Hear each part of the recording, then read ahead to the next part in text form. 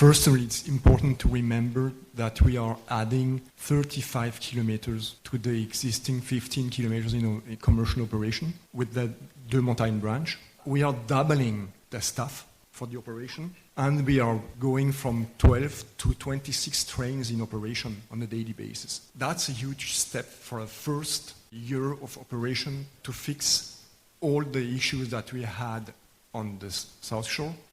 Uh-huh. I'm pretty sure they knew all this going in, did they not? Is this a surprise to the CDPQ? So that's an announcement today with respect to the REM, and at least the part going out to the West Island, which is apparently going to be delayed now till the spring of next year, not happening this year, delayed till the spring. James Mennie, the Montreal Gazette on the line. Jim, what'd you make of this today? It's amazing, the entire conversation about the REM these days, and this is from the people who are in charge, it's almost as if there's this vernacular of defeat, that your expectations are continually being modified or managed because they're not really sure they can deliver. They're sounding more and more like the guy you hired to redo your bathroom off the books, and when's it going to be ready? I don't know, maybe next week, maybe the week after. It's the same thing with the REM. The only difference is the REM costs $9.4 billion. And I got to tell you, I was a fan of the idea of doing this. I remember when it was first announced, I was on the show with you. We were talking about it. Very, very hopeful. The thing is now, with all the things you just heard in that clip being enumerated, what went through my mind is, have you got the shuttle buses ready for that much more track when your system absolutely collapses and leaves people stranded because a few flakes of snow are falling? And this is, you think I'm making light here, but even the people in charge, we're hoping, it won't be as bad a winter. And we have improved our snow removal techniques. What the hell? I mean, did you not know how to do it last winter, which is why we had these breakdowns? Joking aside, the fact is, even though we're paying for it, the fact is, this is a kind of a walking advertisement to tell people on the West Island, to tell people along the route of that, monumental innovation in public transit, don't keep your car keys too far away. Don't try and rely on this. I mean, people on the South Shore, I think, have learned their lessons. In fact, you remember when this whole project was announced, they were so tough. They said, not only are we going to have this track here and this track here, no other public transit service will be available. There'll be no duplication along the route of our train, when in fact the duplication is happening on a regular basis with shuttle buses. And we still don't know. I'm very, very sorry. I heard nothing today, apart from the usual delays. And by the way, it was, Two Mountains was supposed to be in October. It's going to be, maybe in November. We don't know exactly when, but we'll wait and see. God forbid it snows. But all that said, that's where we are. We don't know what is happening with this. We don't know if you can rely on it. And anybody along that route, I think, especially if they have an option of getting into work or getting into town that doesn't involve the REM, they will keep that in mind before they make up any kind of decision to sort of embark on this, how can I put it, Russian roulette of public transit, which, quite frankly, I think if there was ever a project that required independent public scrutiny, it's the REM. I almost get the sense it should have been the shuttle buses doing the route, and then when they break down, then you could take the REM when the shuttle. Absolutely. But we got this one back asswards. Okay, let me get to breaking news. We have a brand new poll, Jim. You just sent me the details here. Yeah. So it shows, as far as the municipal election is concerned, most popular candidate remains, I don't know. Yeah. 48% of respondents don't know who they're going to vote for. That is more than the percentage of respondents who have made up their mind for all three major candidates. Soraya Martinez Ferrada of Ensemble Montreal, she's leading the pack with all of 20%, followed by Luc Raboin with 11%. Craig Sauvé dropped the points in the last poll. He's at 6%. That's like 37%. That's still less, substantially less than the 48% who don't know. And yet 60% of respondents say, well, they have an interest in the campaign, but I'm not really sure how that's being manifested. Obviously, people are shopping around to drop their vote, and pollsters are saying, well, one of the reasons for this, of course, is that whereas we had, known personalities, certainly Denis Coderre was well known from his previous political experience, and indeed Valérie Plante had led the opposition for a term before she won the mayoralty. But we're looking at a situation here where a lot of people don't really know the candidates that well. I mean, they only know what they're hearing through the media right now. And, as we learned today, as I pointed out in my list to you today, how many other world-class cities have a municipal election where making sure you have more public toilets is going to be an issue?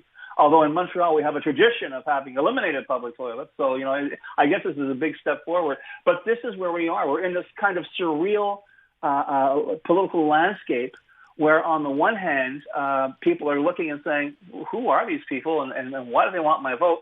But on the other, and this is something I think people are more aware of, and as I say on the show all the time, Montreal is in huge trouble. Montreal needs a tremendous amount of help. Montreal needs a shot in the arm sooner, a shot of adrenaline into the heart sooner than later. And yet people still don't know who to trust simply because they don't know who they are. And that, I think, speaks volumes about where we are, where we've arrived as a city, given the way that public policy has been made, that people have been divided over really, basic issues like bicycle paths or parking. When in fact the bigger picture is if we don't smarten up, and the business community keeps doing this like every other week, saying we've got to improve the situation here because we are headed into a black hole.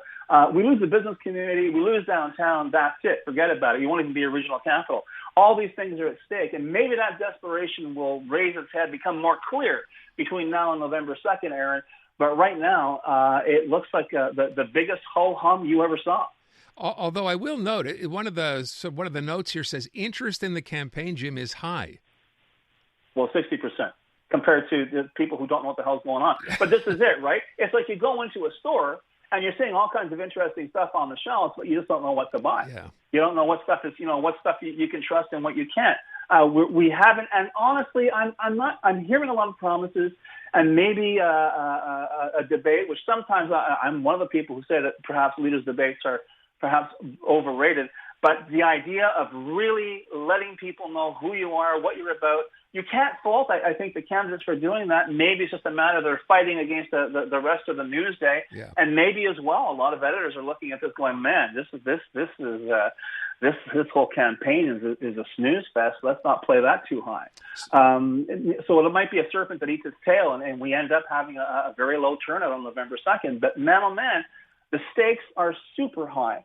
And to see numbers like this, even though we're like, a little over a month away, it's not very reassuring, Aaron. And you really have to wonder what everyone involved, what the Elections Montreal, what the candidates themselves, what the parties are going to do to push that number, 48% don't know who to vote for, down to at least a more manageable, perhaps 20%. Because right now, I have to say, I'm trying to think of a better word, but right now, these numbers can't be described as anything other than embarrassing. All right, let me move. You brought up business, and I want to get to the other story. Andrew Lutfi is going to join us in about an hour from now. So he has come out and basically said to the provincial government, hey, you know what? I asked you for some help. Not only did you not offer anything, you didn't even get back to me. He has 600 people working in the head office here at the Dynamite Group, and he's going to pick up and leave. And I wonder what you think of the fact that he actually came out and said this, because we've heard from other businesses not real happy with some of the, rules, requirements, whether it's language, temporary workers, et cetera. But he kind of threw it out there today, and not something you might have expected to see. What did you make of that? He's a big multi-million-dollar canary in a very, very dangerous coal mine. But the fact is, when I read what he had to say and the reaction he's had from the government, I can tell you right now, this government doesn't give a damn. They're saying, go, take your money with you. We don't care. This is not going to affect our pitch for protection of the French language, for convincing Quebecers they're totally under siege by the rest of the world. And all that money, they would rather see that money go and that opportunity go and that prosperity go than have to shake their orthodoxy, their political orthodoxy based on nothing more than fear and their own incompetence. And to a certain extent, Mr. Lutfi, I think, knows better as well.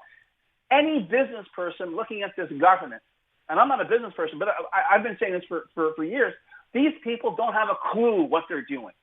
They're lucky when they're passing legislation that they don't walk into a wall while they're doing it. That's how incompetent they are, okay?